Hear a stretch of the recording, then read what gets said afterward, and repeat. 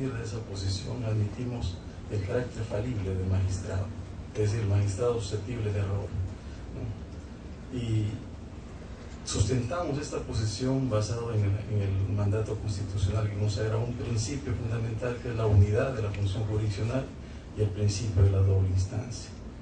Es decir, la unidad de la función jurisdiccional supone, al entender de la Suprema de Control Interno, que dos instancias, y si hay caso tres, forman una sola unidad decisoria. Es decir, si un magistrado en primera instancia se equivocó, esa decisión todavía le falta terminarse en segunda instancia y en tercera instancia.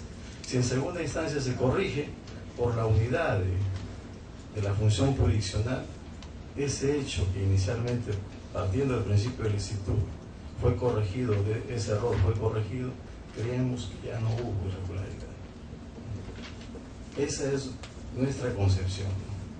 Bueno, no sé si eso estará siendo analizado a nivel del OMA, pero en nuestro criterio el principio de unidad significa que si el mismo órgano subsanó la deficiencia y la irregularidad, ya no hay irregularidad. De ahí partimos, salvo obviamente conductas que no tienen que ver con decisiones jurisdiccionales, sino con comportamientos de otra índole, ¿no? Ahí donde no tiene nada que ver la segunda instancia. Bien. Eso por un lado. Otro tema que también escuché acá es que la UMA sentaba una posición de sanción en temas debatibles, ¿no? O sea, ¿cómo yo digo que yo tengo la razón cuando acepto que ese tema es debatible y que está en cuestionamiento? O sea, atribuirme una decisión de esa naturaleza a un órgano de control es un poco como sobreponerse por los demás y decir, bueno, este tema es debatible, pero mi posición manda, y no solo manda, sino que sanciona, ¿no? Una situación así un poco me hace pensar y hasta temer, ¿no? Porque obviamente todos somos magistrados y los cargos de control son rotativos y nadie estamos permanente en eso. Otra cosa que también percibí en el mapa fue una calificación de conductas indebidas como un supuesto de números apertos. Capaz me equivoco y dentro de ahí, entre paréntesis, varios supuestos, o lo que se llama en derecho penal, no norma penal abierta, en este caso norma administrativa sancionadora abierta, conductas indebidas, y ya uno supone que tal hecho puede ser ingresado a conductas indebidas.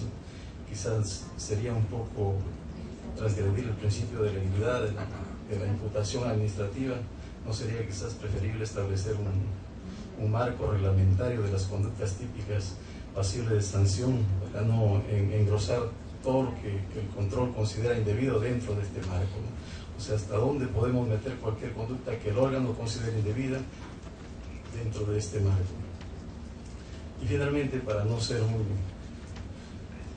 muy extenso en esta posición, algo que también hasta ahora me causa un poco dudas sobre el carácter de la competencia del OMA, en el sentido de que el OMA puede conocer a nivel nacional sobre cualquier magistrado o sobre cualquier administrativo, teniendo sus órganos desconcentrados.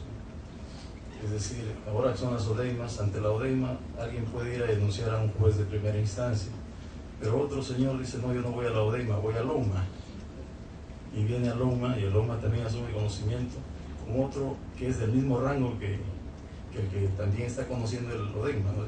Quizás, ¿por qué esa desigualdad en el trato? ¿Por qué no todos van a la OMA o todos los que tienen un rango particular van a la ODEIMA, ¿no? En esa parte, al menos lo que es el despacho de control de la Fiscalía Suprema trata de respetar las jerarquías con competencias, y así cuando alguien viene a nuestro despacho a interponer una queja o una denuncia contra quienes están en primera instancia, las derivamos al órgano desconcentrado, pero el OMA sí conozco que tiene un mecanismo de absorción de cualquier tipo de imputación, aunque sea de un funcionario administrativo de cualquier provincia.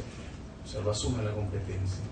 Esas cosas a veces un poco nos causan desconcierto a nivel de nuestro despacho, y bueno, sería quizás un tema interesante para debatir.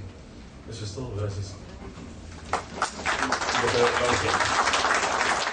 Ahora nos toca presentarles al panelista, al doctor Baltasar Morales Balaguer, quien es juez superior titular de la Corte de Justicia de Lambayeque. Asimismo, él ha presidido el Jurado Electoral Especial en Lima Norte, profesor de la Academia de la Magistratura, profesor de Derecho Procesal Penal. Así también, él es un profesor especializado en la parte procesal penal en el Instituto de Criminología y Ciencias Penales de Lima. Con ustedes tiene el uso de la palabra el doctor Baltasar Morales Balaguer.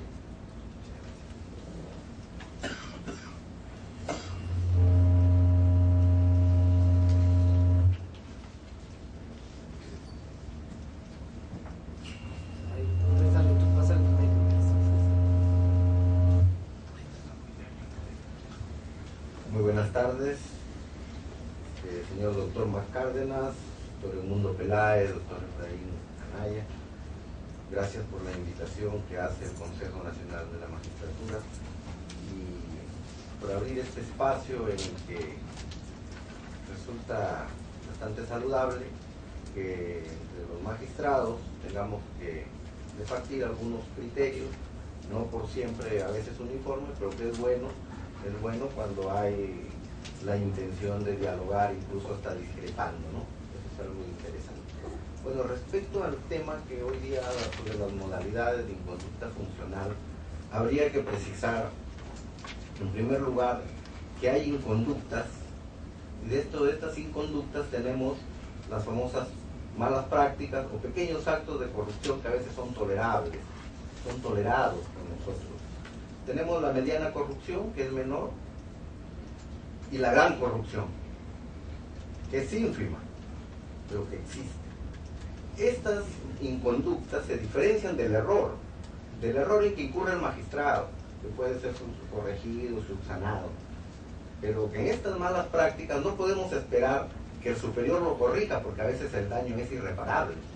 Entonces, ahí tiene que entrar el control, porque si no se corrige a tiempo, esa mala práctica va generando toda una corrupción grande y corroe el mismo sistema.